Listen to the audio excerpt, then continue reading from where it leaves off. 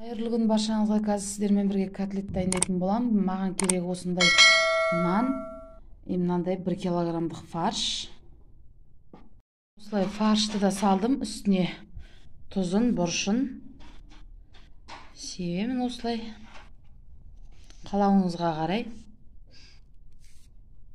Тұз бұрышын салдым, қазір жақсылап араластыратын боламын. Міне достар, мен котлетімді осылай жасадым, қазір духовкаға салып пісіріп алатын боламын. Міне достар, менің котлетім осылай шықты. Сіздерге де ұнайды деген ойдамын.